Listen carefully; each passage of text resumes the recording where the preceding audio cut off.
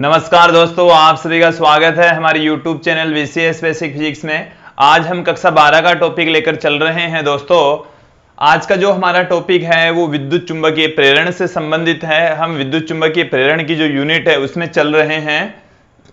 आज का जो हमारा टॉपिक है वो है किसी प्रणालिका या कुंडली का स्वप्रेरण गुणांक या स्वप्रेरकत्व।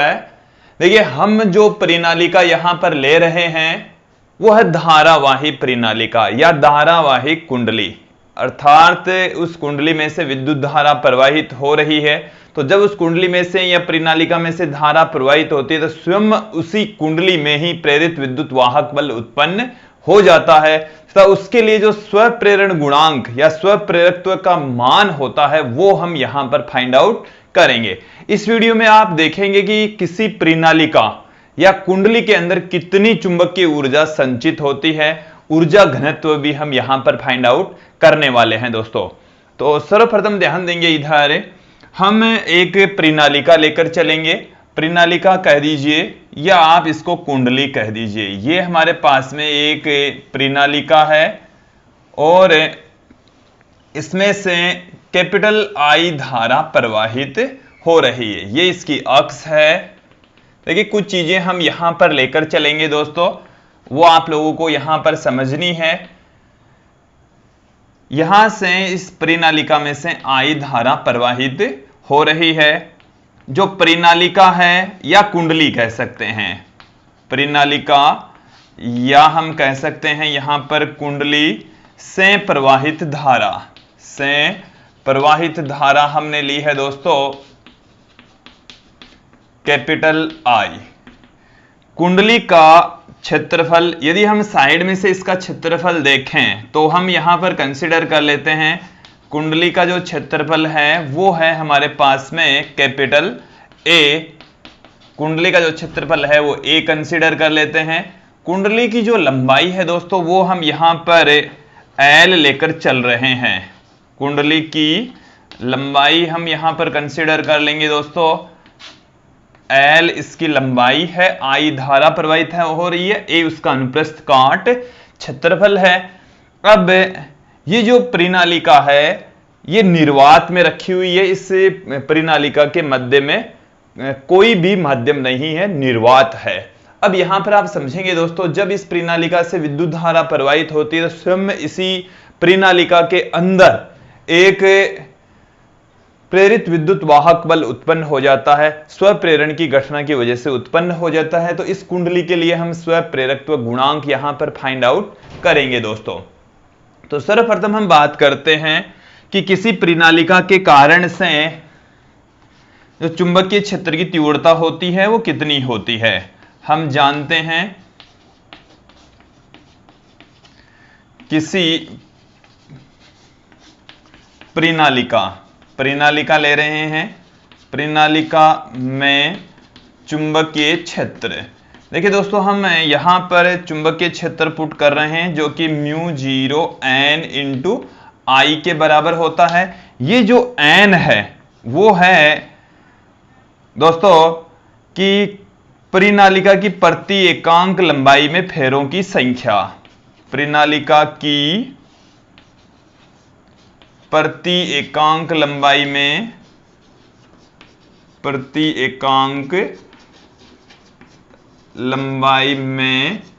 फेरों की संख्या, फेरों की जो संख्या है वो हम लेकर चल रहे हैं।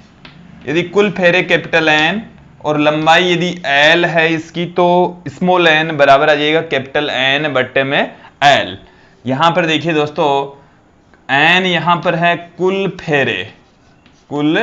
फेरे और L इसकी लंबाई है। तो एकांक लंबाई में जो फेरों की संख्या है वो कैपिटल N बट्टे में L हो जाएगा। N बराबर N इंटू L आ जाएगा। इसको मैं देता हूं इक्वेशन नंबर 2।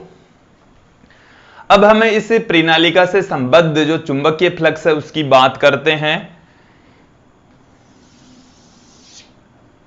प्रणालिका से संबद्ध चुंबकीय फ्लक्स,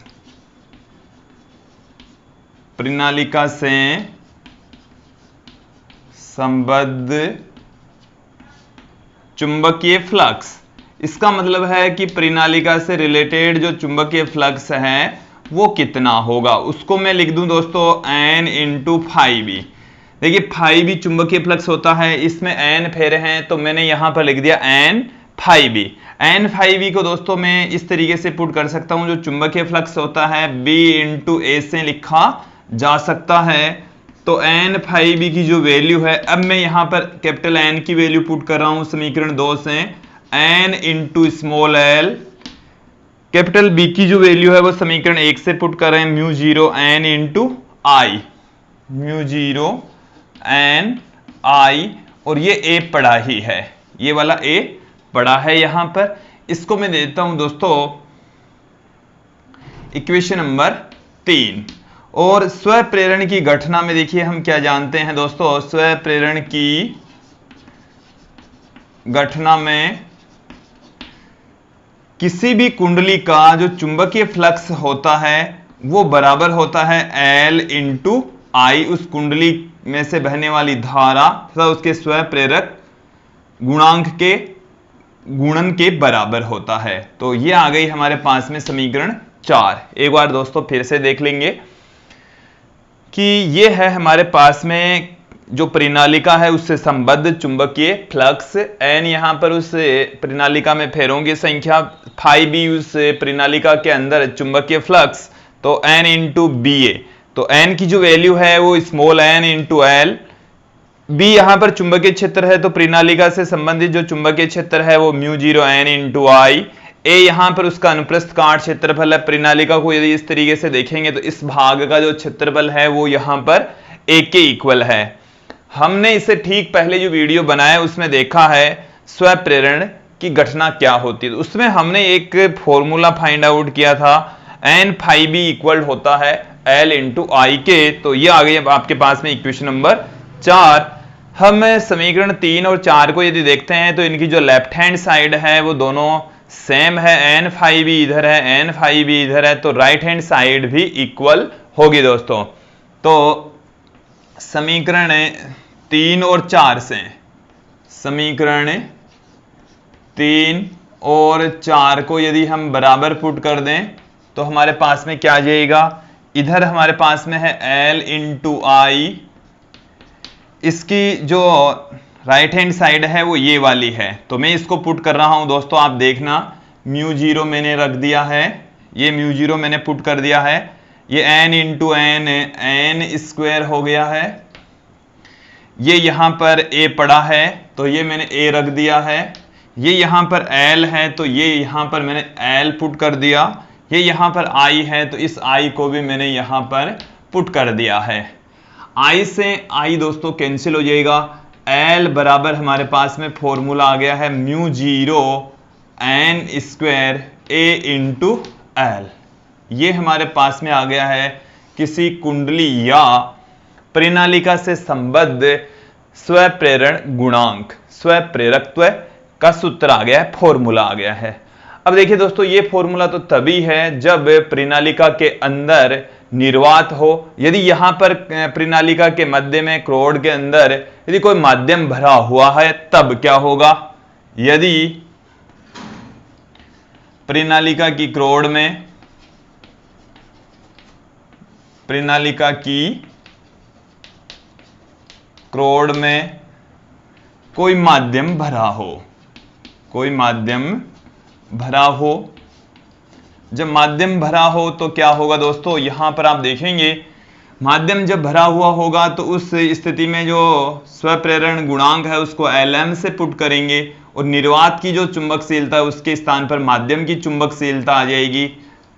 और माध्यम की चुंबकशीलता को हम दोस्तों म्यू बराबर mu naught into mu R put कर सकते हैं, जिसकी वैल्यू उठाकर यहां पर पुट कर देंगे तो एल एम बराबर आ गया आपके पास में mu zero mu R N square A into L. ये आ गया हमारे पास में किसी प्रणालिका से संबद्ध चुंबकीय फ्लक्स, किसी प्रणालिका से संबद्ध स्व प्रेरण गुणांक, स्व प्रेरकत्व का व्यंजक।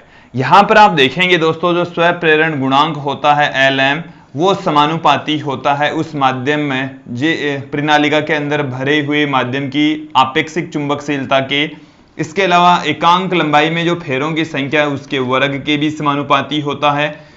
परिनालिका के अनुप्रस्थ काट क्षेत्रफल के भी समानुपाती, परिनालिका की लंबाई के भी समानुपाती होता है दोस्तों।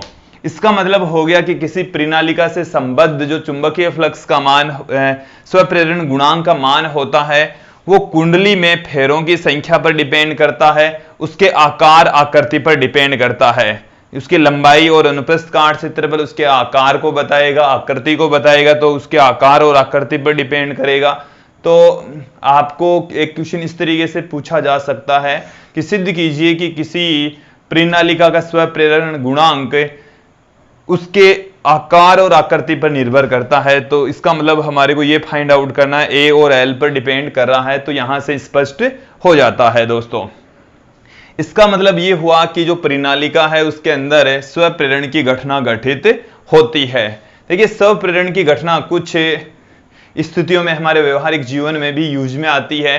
जैसे हम बात करें, यहां पर दोस्तों मैं समझा रहा हूं आप लोगों को कि हमारे पास में प्रतिरोध बॉक्स होता है और प्रतिरोध बॉक्स के अंदर कई बार प्रतिरोध बॉक्स के अंदर जो प्रतिरोधक तार है वो प्रतिरोधक के रूप में यूज में लिए जाते हैं। तो उस स्थिति में जो वायर होते हैं उनको दोहरा कर रखा जाता है ताकि स्वप्रेरण की घटना का प्रभाव नगण्य किया जा सके, कम किया जा सके। देखिए दोस्तों, इसको समझेंगे कि प्रतिरोध बॉक्स के अंदर दो जो कीज होती है उनके ठीक नीचे वाले भाग में वायर्स लगे होते हैं और उन वायर्स को इस तरीके से कुंडली नुमा संरचना में दोहरा कर रखा जाता है। इस तरीके से रखने के पीछे उसका रीजन क्या है वो आप लोग समझेंगे यहां पर कि एक में से धारा जा रही है तो दूसरे में से वापस आएगी। तो यदि ये वायर इस तरीके से कुंडली नुमा संरचना में होता तो इसमें स्वप्रेरण की घटना घटित होती, इसमें धारा का मान प्रभावित हो जाता। बट यदि इस तरीके से कुंडली नुमा संरचना में दोहरा कर यदि कुंडली यदि बना देते हैं तो स्वप्रेरण का जो प्रभाव है उसको हम नगण्य कर देते हैं। ठीक उसी प्रकार से जो व्हीटस्टोन सेतु होता है, एक और घटना समझ लीजिए कि व्हीटस्टोन सेतु के अंदर दो कुंजियां होती है दोस्तों। एक कुंजी बैटरी के साथ में लगी होती है, एक धारा मापी के साथ में लगी होती है। तो बैटरी वाली कुंजी को पहले दबाएंगे, बैटरी वाली कुंजी को पहले दबाएंगे, धारा मापी वाली कुंजी को बाद में दबाएंगे। बैटरी वाली कुंजी को पहले दबाने से जो स्वप्रेरण का जो प्रभाव है वो समाप्त हो जाता है। यदि आप धारा मापी वाली कुंजी को पहले दबाएंगे तो वहां पर भी स्वप्रेरण की घटना घटित हो सकती है। धारा मापी की जो कुंडली है उसके अंदर स्वप्रेरण की घटना क्रिएट होकर प्रेरित धारा उत्पन्न हो सकती है दोस्तों। तो तत्पश्चात आपको क्या करना है, व्हीटस्टोन सेतु वाला एक्सपेरिमेंट या मीटर सेतु का जो एक्सपेरिमेंट करते हैं हम, तो उस एक्सपेरिमेंट में बैटरी कुंजी को पहले दबाएं, फिर धारा मापी कुंजी को दबाना है दोस्तों। और जो आपको ऐसा पूछा जा सकता है कि प्रतिरोध बॉक्स के अंदर जो कुंडलियां हैं वो दोहरा कर बनाई जाती है, क्यों? तो स्वप्रेरण के प्रभाव को नगण्य करने के लिए प्रतिरोध बॉक्स के अंदर जो प्रतिरोधक वायर होते हैं उनकी दोहरा कर कुंडलियां बनाई जाती है दोस्तों। क्योंकि एक में से धारा जाएगी दूसरे में से वापस आएगी, तो जो स्वप्रेरण की घटना है उसको नगण्य यहां पर ये कर देगी दोस्तों। अब हम आगे देखेंगे इस वीडियो के अंतर्गत कि किसी परिनालिका के अंदर कितनी ऊर्जा संचित होती है तथा प्रति एकांक आयतन में कितनी ऊर्जा यहां पर संचित होती है दोस्तों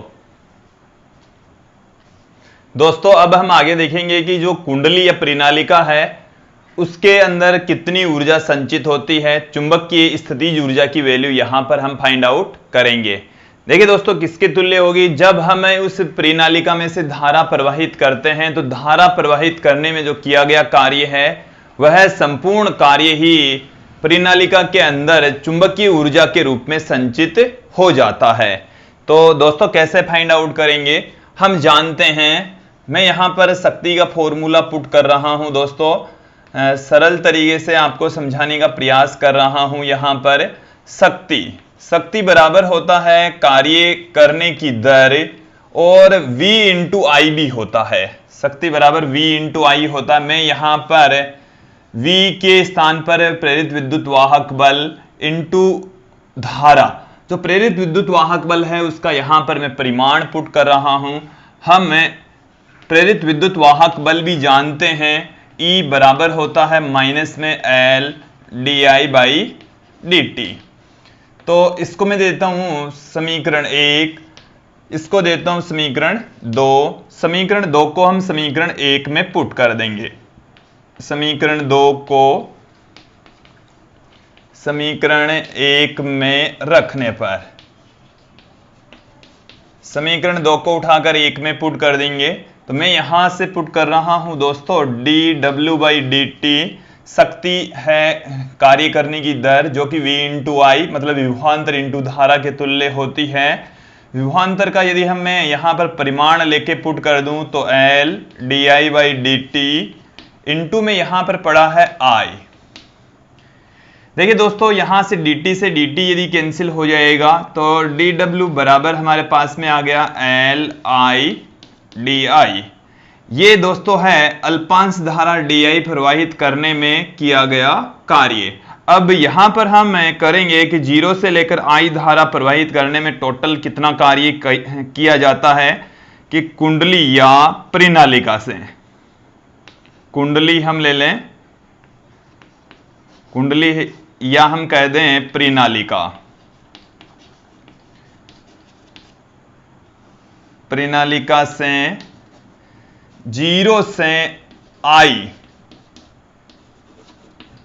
0 से I धारा प्रवाहित करने में किया गया कार्य, प्रवाहित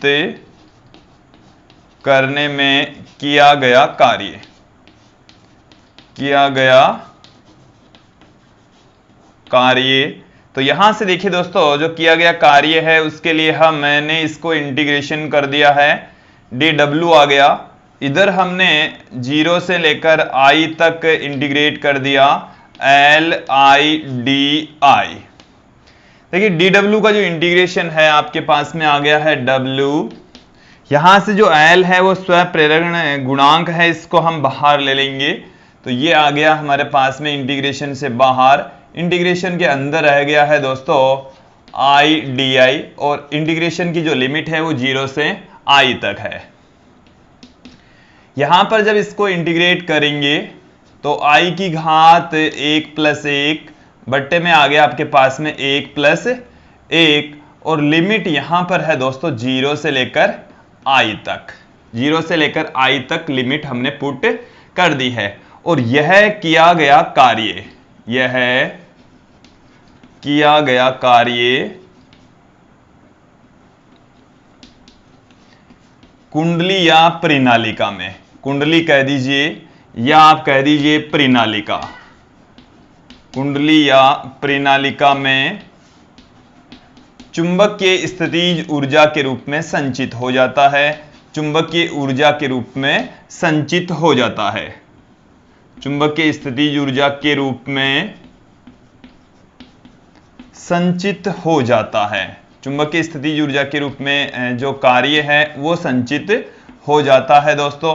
तो यहां से आपके पास में क्या निकल कर आएगा, जो स्थितिज ऊर्जा है उसको मैंने यहां पर पुट कर दिया U से, L यहां पर पढ़ाई है, इसको जब इंटीग्रेट हमने किया तो I² आ गया था। अब यहां पर हम लिमिट भी पुट कर देंगे 0 से I तक। I के स्थान पर सर्वप्रथम हम अपर लिमिट पुट करेंगे, तो I के स्थान पर अपर लिमिट पुट किया, माइनस का साइन लगाकर लोअर लिमिट पुट किया, तो हमारे पास में जो ऊर्जा का फॉर्मूला है दोस्तों क्या निकल कर आया है, 1/2 L × I²। ये हमारे पास में ऊर्जा का फॉर्मूला आ गया है। किसी प्रणालिका या कुंडली में संचित ऊर्जा होती है 12 Li²।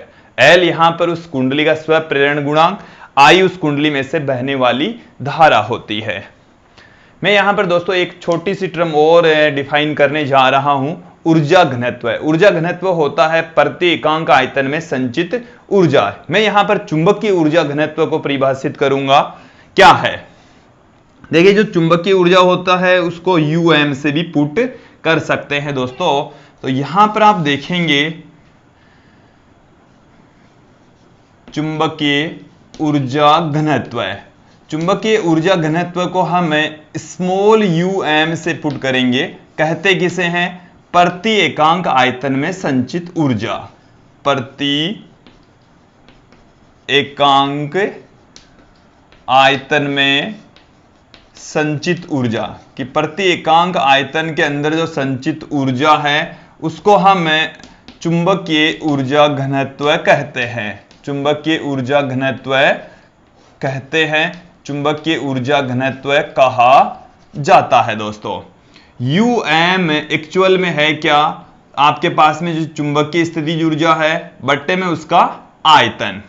तो ये है आपके पास में चुंबकीय ऊर्जा और बट्टे में है दोस्तों इसमें आयतन, बट्टे में आयतन है दोस्तों। तो यहां पर UM बराबर जो चुंबकीय स्थितिज ऊर्जा है वो आपके पास में है 1/2L इंटू आई स्क्वायर, 1/2L आई स्क्वायर। और ये जो कुंडली है, कुंडली लेकर हम चलते हैं, जैसे ये हमारे पास में कोई कुंडली है तो उस कुंडली का क्षेत्रफल A, लंबाई यदि L है तो उसका आयतन A इंटू L आ जाएगा दोस्तों। कुंडली का जो आयतन है वो A इंटू L आपके पास में आ जाएगा। हम किसी प्रणालिका के लिए L बराबर जानते हैं, L बराबर देखिए दोस्तों क्या जानते हैं, mu 0 n square A into L।